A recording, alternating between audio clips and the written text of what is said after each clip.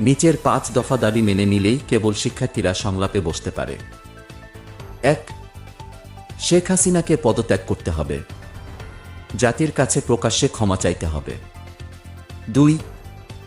স্বরাষ্ট্রমন্ত্রীকে পদত্যাগ করতে হবে। 3.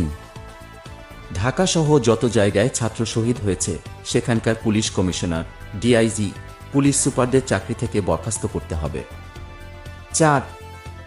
ঢাকা বিশ্ববিদ্যালয়, জাহাঙ্গীরনগর বিশ্ববিদ্যালয়ের উপাচার্যকে পদত্যাগ করতে হবে। 5. যে পুলিশ সদস্যরা গুলি করেছে তাদেরকে গ্রেফতার এবং হত্যা মামলা দায়ের করতে হবে। সবাই এটা ছড়িয়ে দাও।